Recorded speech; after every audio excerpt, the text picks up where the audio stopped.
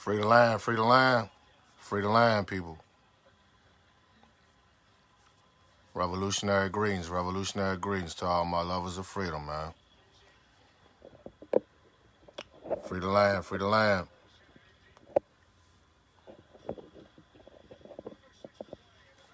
Greetings, beautiful people, greetings. As I always do, I'm going to give the people a chance to get into the live. As you come into this live, please share this live with your timeline. It's been a minute. Good day, bro, good day. Good day to all my freedom-loving people, man. It's been a minute. I thought I'd hop on here today. For Resurrection Day to get on here and talk, drop a real quick topic with y'all, man. Chop it up with the people. What it do, y'all? What it do? What it do, Biafran people? What it do, Biafrans? What it do, New Africans? What it do, New Africans? What it do, all African people?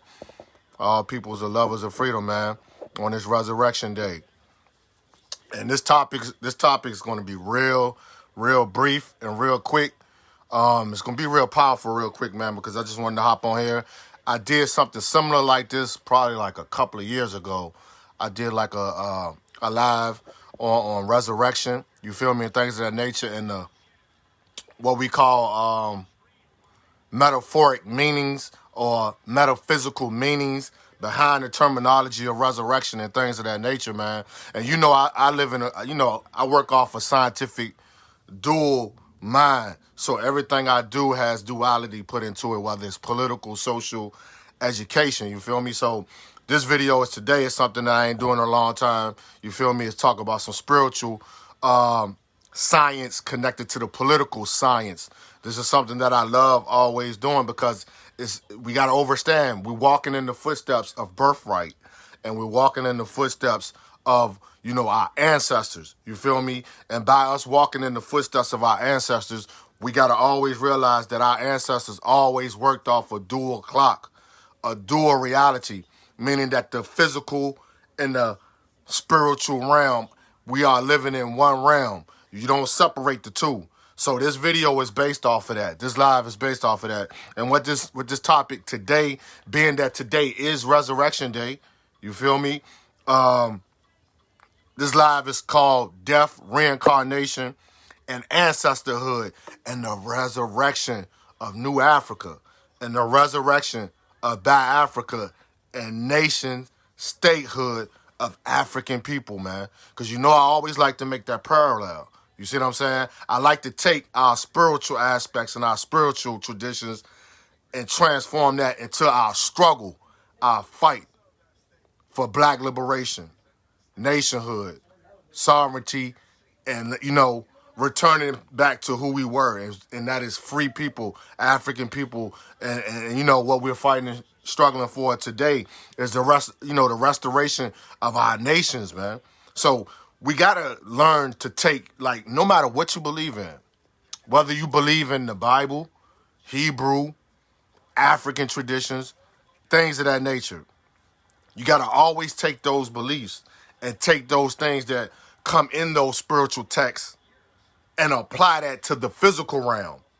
Because I see a lot of people tend to get caught up in the spookism and stay stuck in a realm of staying stuck in a state that something spooky is going to come back and free our people, or something spooky is going to come back and liberate our nations and liberate ourselves, which is something that you got to understand when it comes to resurrection. Also, resurrection is a terminology and a metaphysical science of resurrecting the colonized man or the colonized woman, because we got to understand that colonialism is a symbolism of religious text, spiritual text, meaning that something lower self or low vibrations, or I don't even like using this terminology, but some people use as evil.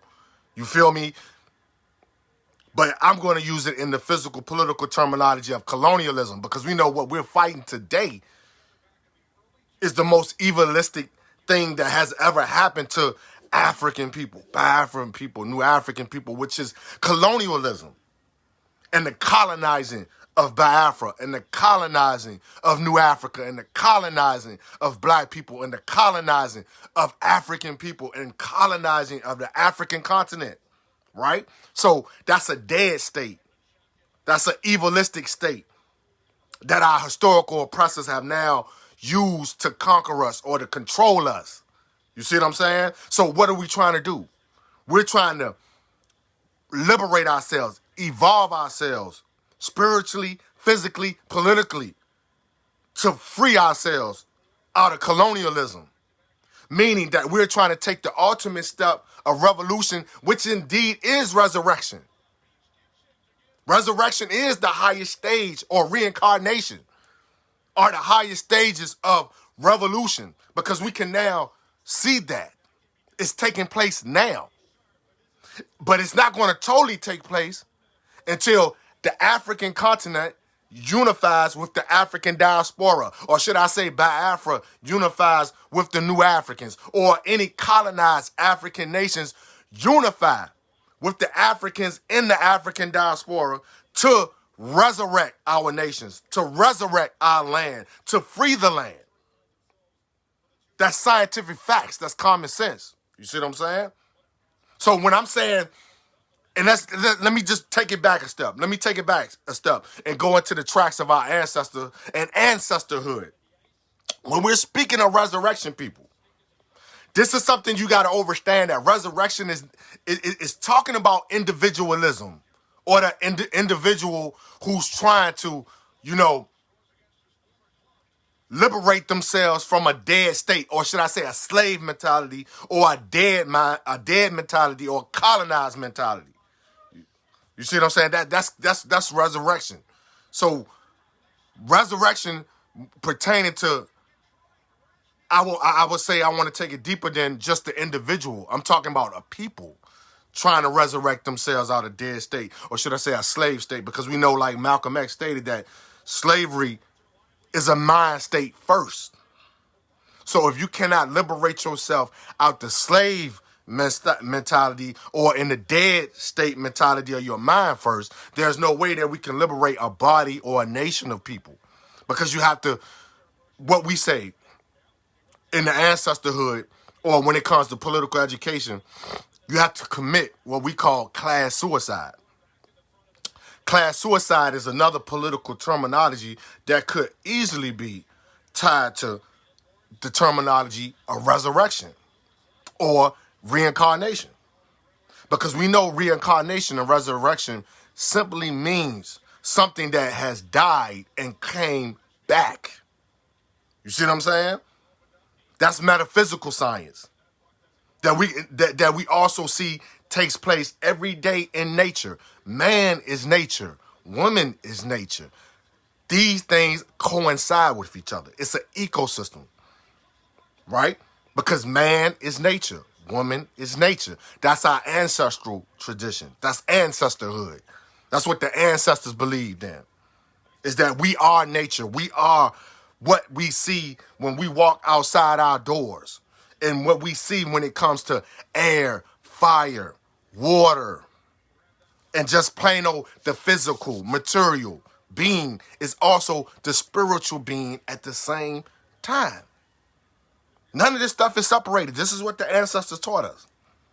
Period. This is ancestral traditions.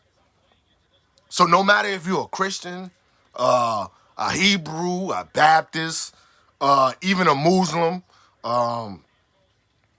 African spiritual traditionalist, which is the basis of all those things I just named. You feel me? We have to understand that our ancestors didn't separate that from our culture, our traditions, our political beliefs, and our nationhood. All these things is one. See, this is where everything gets confusing and everything gets twisted. Is that we have been separated and disconnected from that teachings, man. We have been completely separated from those teachings because of colonialism. The historical enemy, the evil enemy, that you can even take in the terminologies and use that in the scientific, metaphorical symbolism of being Satan or things of these natures. Anything that represents the lower self is what I call it. Because it's definitely the lower energy, the lower vibe, the lower self. It's all associated with the things that we are trying to combat and fight against. You see what I'm saying? To liberate the new man, the new woman. All this stuff is political. It's political, it's spiritual, it's cultural, it's traditional, and it's nationhood, man. At the end of the day. And let me take it back. Let me go ahead and just bounce off of what today is. Today being the resurrection, right? Many of you believe in Christ. We know that Christ simply means anointed one. Anointed individual, or anointed man, or anointed woman. When you read these things and you study these things, you have to also take those things and take it out of the religious context and the spiritual context and put it into a physical context, a political, material context, because these type of things center and base around revolution of oppressed people, trying to free the oppressed. What was Christ doing that led up to his death? Because we gotta understand that when we're talking about Christ was any individual from the BC era, or what y'all call the biblical era. A Christ is any individual, and we can take it even back to Igbo land, take it back to Chicam, we can take it back to Ethiopia, we can take it back to South Africa, we can take it back to any part of the African continent, or take it back to any place in the Middle East or the African region. In this time period, in the BC, because this is where you got to go back to, in the BC times, there have always been individuals who were revolutionaries, who were freedom fighters from this time period. Because people tend to forget that there were nation states in BC time. There were oppressed people in the BC times, antiquity, ancient times of melanated African people. There have always been messianic tribes of peoples. There's always been one individual that was seen as a Christ. And a Christ is nothing but a revolutionary. Hence, the movie, Judas and the Black Messiah. Right? So we do know, and I'm not telling people who don't believe in Christ. I'm talking about Christ. I'm not talking about one individual. Because this is where they twisted history and colonized the history of revolution. Is that they wanted you to believe in one individual by the name that's not even his name. Right? Because we all know that the so-called individual, Jesus, is not his name. That's not his name. His real name is supposed to have been Yahshua. Right? Exactly, my brother. You know what I'm saying? All this goes back to resistance. This is resistance, what I'm talking about. All this history is resistance, because that's who we are as a people. We have always been resistance people. So even back then, in the biblical era, or the BC era, or the ancient times, there has always been an individual that rose from the oppressed people of messianic tribes or African tribe nations of people back then. It's been a collective individuals of revolutionary leaders that rose up in that time period. So when I'm speaking this, I'm not speaking on one individual. I'm speaking on several individuals who were freedom fighter, revolutionary leaders from that period in time. Because I know many Igbo people believe they are Hebrews, right? That's your personal belief, and that's your human right to believe in that. You know what I'm saying? But when you believe in something like that, you have to put that in a what we call, you have to put that in a political material context, because we're not fighting against spookism. We're fighting against historical oppressors, historical enemies, colonizers, like Nigeria's government, the United States government, and things of that nature. So we gotta, when we compare history, because history is the present. It's not the other way around. The present is history. History is the present. So back then pertains to now. Because it's a roadmap to our freedom. It's a roadmap to liberation, period. And I forgot to share this. Let me share this with my timeline. My personal page. So back then, when we talking about this story of this individual that's supposed to resurrect it on this day, you have to understand in a metaphysical terminology, or even just a physical terminology, that this individual represents a nation. The individual Yahshua represents a nation. He comes from a nation. He was fighting for a nation of people, oppressed people. Whether you want to call them Israelites, Hebrews, or anything of that nature. But the key thing you got to understand is that these were oppressed peoples. He was fighting for an oppressed nation, which still pertains today when it comes to oppressed African people, no matter where you at on the globe, whether you're in America, Africa, Europe, South America, Asia, no matter where, oppressed African people, this story, because you got to remember, Africans told stories, oral, traditional stories. These stories were not just pertaining to some kind of spookism or some kind of legend or myth. These stories were predicated on actuality of a struggle that still continues today, which is the total struggle of African liberation, or any nation that was seeking liberation of oppressed people or their tribe or their nations of peoples. So these things are not just pertain to a book. They're actual reality when you can understand it. When you can understand it and decipher it and decode the metaphysics behind these oral traditional stories, or these texts that are in these spiritual texts or religious texts of these scribes that have been passed down from generation to generation. So when we're speaking of the resurrection, right, we're speaking of a people that's trying to resurrect themselves today out of the spiritual dead state of a slave mentality. Specifically, New Africans in the United States Empire. In the United States Empire. Period. We're trying to reincarnate the bloodlines. We're trying to reincarnate, resurrect the bloodlines of our ancestral blood birthrights to the human rights of self-determination, land, and sovereignty.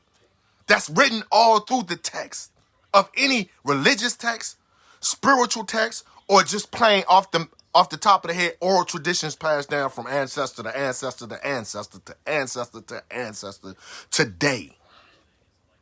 So I want you to understand, when we're talking about resurrection, we're just simply meaning stripping off our oppressors' colonialistic ways, cultures, beliefs that we have been brainwashed into.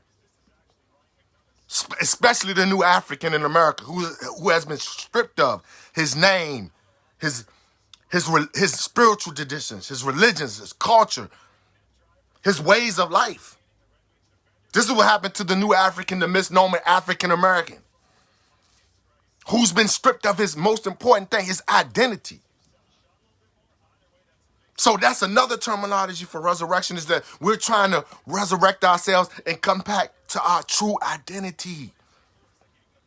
Our true identity, because we have so many black people, so many African people in the world who still don't know who they are, don't know their identity, don't know where they come from, don't know their ancestry, don't know their blood ties, don't know their birthrights, don't know their human rights or the indigenous rights, because we're working off indigenous law. Indigenous law is spiritual law, traditional law, nation law of indigenous peoples. Because that's what we are, no matter where we are on the globe. We are indigenous peoples, ancestorhood, birthright. So when we're speaking of resurrection, don't think of resurrection in just one individual that's going to come back and save us all. No, resurrection means we have to save ourselves, because we are our own liberators. Hence, Baba Jalil Muta King's book, We are our own liberators. When we're saying that terminology, we are our own liberators. We are simply saying that we're going to resurrect ourselves, reincarnate ourselves into the new man, the new woman, and create a new world. Because the new world is coming. This is not spookism. This is not spookism. The new world is coming because we have to create the new world as freedom fighters, revolutionaries, citizens of nations that we're trying to free, liberated territory for, liberated land for. That's what Christ was doing. That's what Christ was doing. That's what Yahshua was doing. This is what every biblical individual that you can name in the Bible or the Quran or the Torah or the Tanakh or the what they call the Dead Sea Scrolls or the Book of the Dead or the Kemites, the Egyptians, or the Ethiopian historical Bible. All these individuals that's in these religious texts or these spiritual texts or these spiritual scripts. This is what they symbolize. Individuals who went through the resurrectionary scientific rebuilding of their mind, rebuilding of their self, supreme energy, life force, self, to become individuals who will rise up as new African messiahs, Biafran messiahs, African messiahs, to lead their people out of oppression, to lead their people out of colonialism, to lead the fight against imperialism and neocolonialism. This is what those individuals in the Bible symbolize. You are those words in those books. This is something you got to understand as black people. When you're reading those texts, read those texts in the context of yourself because you're trying to liberate yourself. You're trying to build yourself. You're trying to develop yourself spiritually, mentally, politically, to fight the beast, colonialism, to fight your historical enemies. These are what these books are for. These books are for the oppressed. So they have to be translated in a political terminology, a spiritual terminology that's one with political liberation, political evolution, changing the world. We want a world that's fit for all oppressed people under the international law of human rights, under harmonious peace and freedom. This is what all this stands for, man. It's not that deep. It's not that deep. When we're talking about death, reincarnation, ancestorhood, which we all know pertains to nationhood, period. You should not look no deeper than that. Because this is what all those individuals fought for in any religious text or any ancient text. All their stories are ecosystems of one big struggle. And that struggle is to free oppressed people. This is facts. Take the spookism out of it. Strip the colonialism out of it. Because even the religious text and the spiritual text has been colonized by our historical enemies. That's facts. So you have to go back to the source. Like the sister Ifeanyi said, we must return to the source. There's a source to a struggle of ancient people, Needy Igbo, or whatever ancient nation you represent. There's a historical context and chronology to this struggle. It's a marathon. It's a long, protracted struggle, period. But you just have to get with individuals, elders, traditionalists who can decipher and decode the codex of liberation. Because this is what we're talking. We're talking the language of liberation. There is no other language that we're speaking here in 2021, man. There is no other language for oppressed people, black people, African people, New Africans, Biafrans. There is no other language but liberation, restoration. All these words speak to us. Why do they speak to us? Why is the resurrection why is it so important to African people, melanated people. Because we are constantly going through that evolutionary stages of fighting and struggling for what we are returning to as our birthrights. Resurrection and reincarnation is nothing but birthrights of who you are. Birthrights. This is why I don't deny my ancestry. You should embrace your ancestry.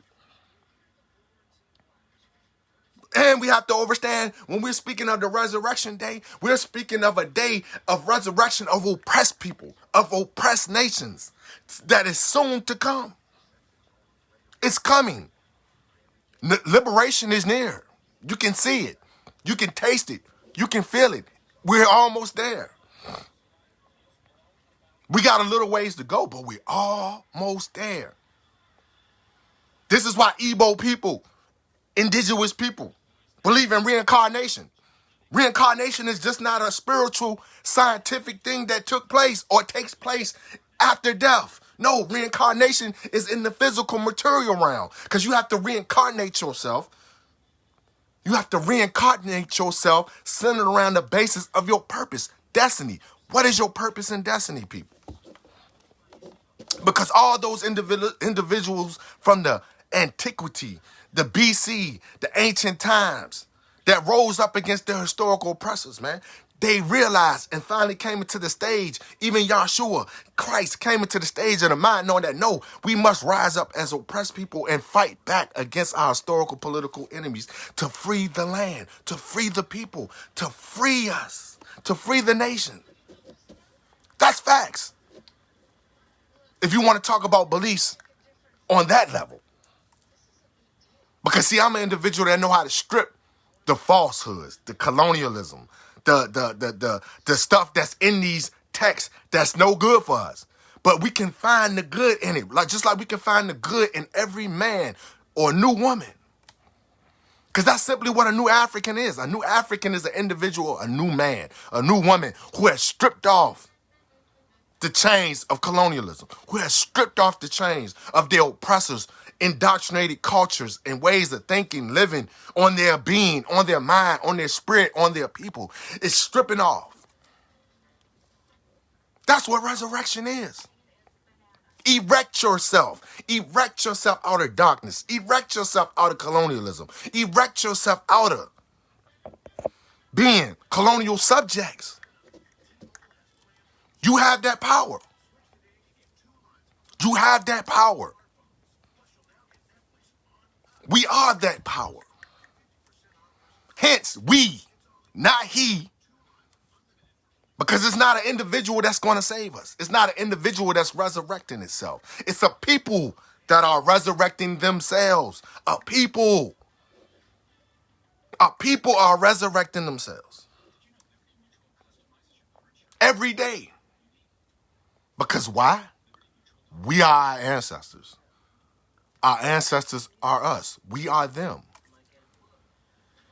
You are here because of them. You are the reincarnation and resurrection of those individuals of your bloodline.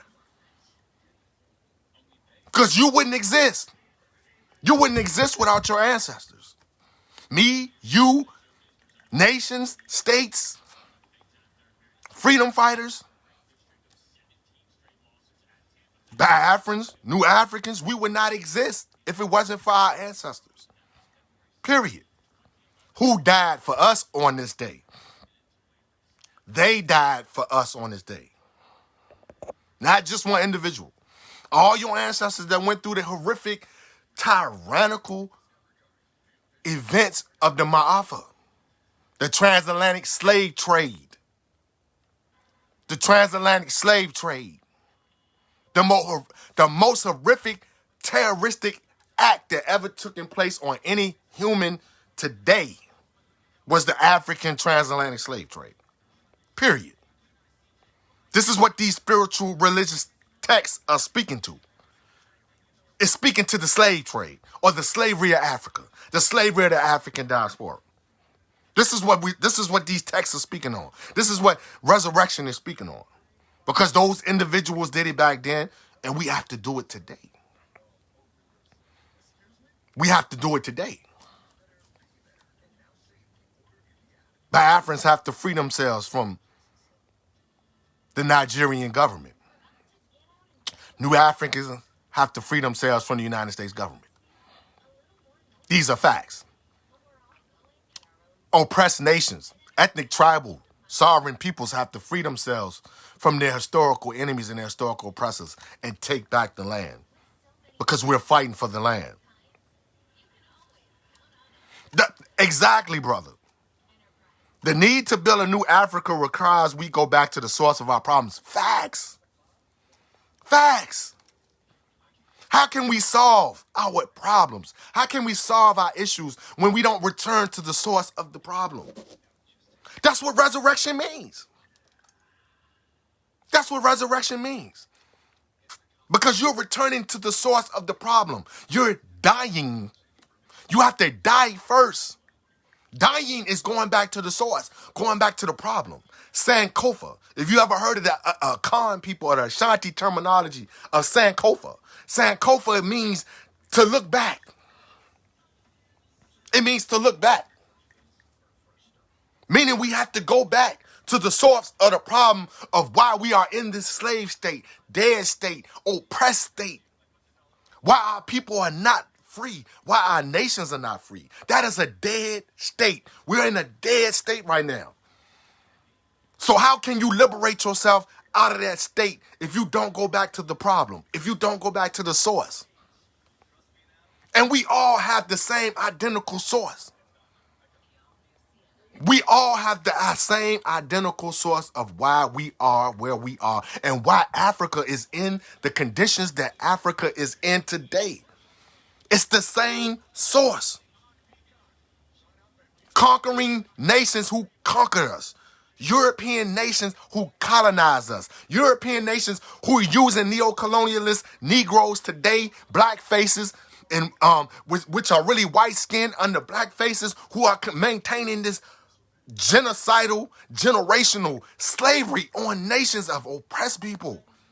We all have the same source. It's the same individuals, the same hierarchies, the same oligarchies, the same classes of rulership that has every African or every nation of indigenous peoples in slavery right now. We have to resurrect ourselves.